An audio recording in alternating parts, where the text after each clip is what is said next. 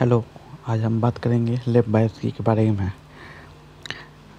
लेव बायस्की जो एक रूसी मनोवैज्ञानिक थे जिन्होंने सामाजिक सांस्कृतिक सिद्धांत दिया था।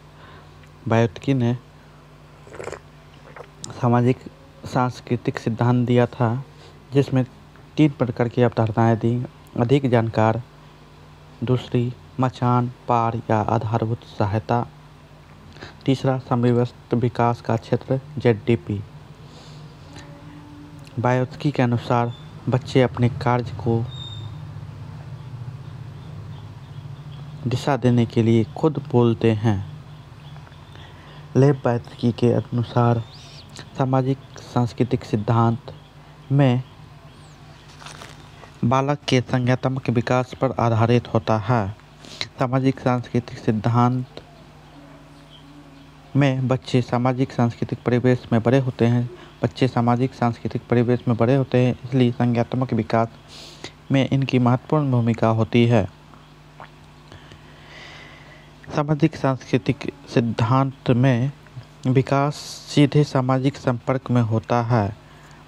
बायस्की के अनुसार विकास सीधे सामाजिक संपर्क में होता है।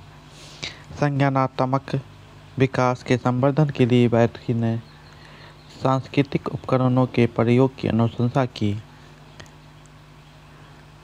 सामाजिक सांस्कृतिक थ्योरी के अनुसार में बच्चे समाज में अनुकरण द्वारा सीखते हैं। इस थ्योरी में समाज को केंद्र में रख कर दिया गया। लेव बायस्की के अनुसार सीखने की प्रक्रिया बच्चे अपने से ज़्यादा ज्ञान वाले समकक्षी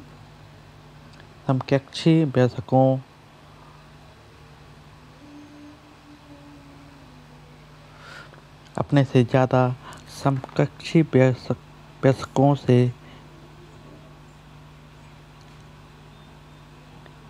सीखते हैं।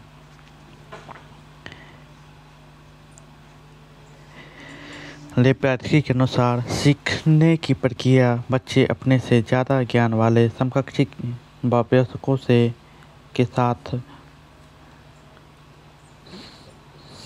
संबंधित गतिविधि से सीखते हैं। बायस्की के अनुसार बच्चों को सीखने के लिए सांस्कृतिक संदर्भ में उनकी सहायता एवं मार्गदर्शन देना चाहिए। बायस्की के अनुसार स्ववाक्य जो हमारी सोच एवं व्यवहार को दिशा देता है,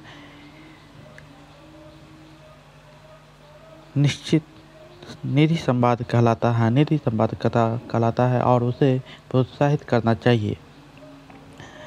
लेव बायस्की के अनुसार बच्चे सामाजिक सांस्कृतिक परिवेश में बड़े होते हैं और इसलिए संज्ञानात्मक विकास में इनकी महत्वपूर्ण भूमिका होती है।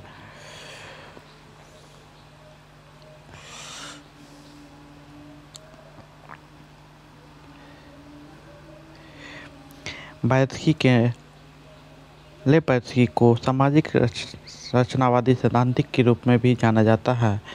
लेव बायस्की भाषा संज्ञानात्मक विकास में महत्वपूर्ण है और भाषा अर्जित योग्यता है, ऐसा कहा है।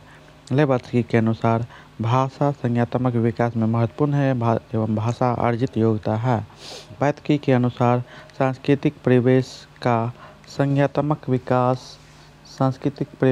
संज्ञानात्मक विकास में महत्वपूर्ण योगदान होता है। बायस्की के अनुसार सहयोगात्मक अधिगम छात्रों को स्वयं करके सीखने का अवसर देता है। सहयोगात्मक अधिगम छात्रों को स्वयं करके सीखने का अवसर देता है। बायस्की के अनुसार बच्चों को संज्ञानात्मक विकास के लिए सांस्कृतिक उपकरण महत्वपूर्ण है। बायस्की के अनुसार इनके अनुसार अधिगम एवं विकास सांस्कृतिक एवं सामाजिक सिद्धांतों को व्यवहार और संज्ञानात्मक सिद्धांतों का पुल कहा जाता है। समव्यवस्थित विकास का क्षेत्र ZDP किसी सहयोगात्मक एवं विकास के संभावित स्तर के बिना प्राप्त विकास का स्तर के बीच का अंतर है, जो दूसरों से अधिक जानकार MKO के द्वारा प्राप्त की जाती है। बायस्की के अनुसार पार स्कैफोल्डिंग एक ऐसी सीढ़ी है जो अधिगम के शिखर तक ले जा सके, जहां बच्चे अधिगम का समाधान कर सके। पार बच्चे के कौशल, अनुभव, ज्ञान की आवश्यकता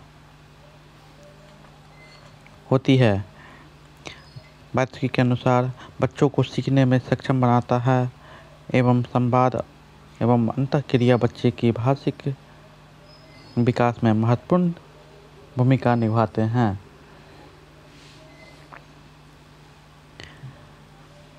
पार बच्चे के कौशल, अनुभव और ज्ञान के लिए आवश्यक है। नेक्स्ट है गार्डनर।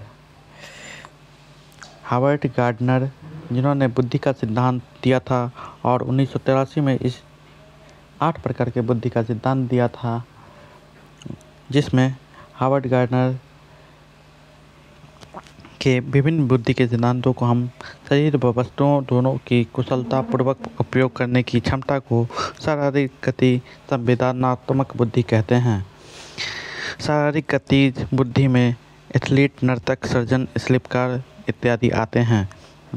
छवियों और चित्रों को सोचने की क्षमता, सटीक एवं अमूर्त रूप से कल्पना करने की क्षमता, दृश्य स्थानिक बुद्धि शामिल होता है। गार्डनर ने सामान्य बुद्धि की आलोचना की। बुद्धि के 8 प्रकार: भाषाई बुद्धि, संगीतक बुद्धि, तार्किक, गणितीय, शारीरिक गति, नीति, अंतर्व्यक्तित्व बुद्धि, प्रकृतिवादी, भौतिकवादी इत्यादि में बांटा।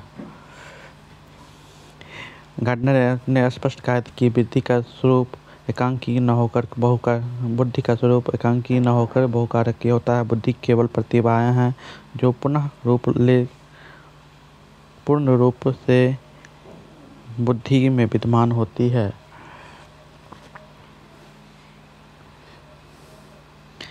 स्थानिक बुद्धि में बिंबों को कुशलतापूर्वक संचालन करने की क्षमता, आलेख के कौशल और तर्क में उनके विचारों को 2 से अधिक विभक्तियां हों।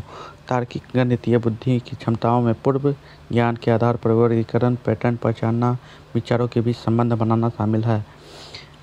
बहुआयामी बुद्धि के कारण लोग कई प्रकार के कौशलों से निपुण होते हैं। गार्डनर ने अंतर्व्यक्तित्व बुद्धि के संवर्धन में मनोदशा एवं प्रयोजन समझने लगते हैं, जिसमें राजनेता, प्रबंधन, शिक्षक, वक्ता इत्यादि आते हैं। गार्डनर के संगीतमय बुद्धि में स्वरों, लय, ताल के बीच अंतर करने में सक्षम होते हैं। B.F. स्किनर अधिगम, क्रिया प्रसूत अनुबंधन सिद्धांत दिया था, जो एक व्यवहारवादी वैज्ञानिक थे। इन्होंने बच्चों में भाषा का विकास अनुकरण एवं पुनर्वलन वाला होता है ऐसा बताया। B.F. स्किनर ने चूहों एवं कबूतरों का अध्ययन किया एवं B.F. स्किनर ने हल का सिद्धांत गणितीय गणना पर आधारित बताया। तो आज के लिए बस इतना ही, मिलते हैं फिर नेक्स्ट में।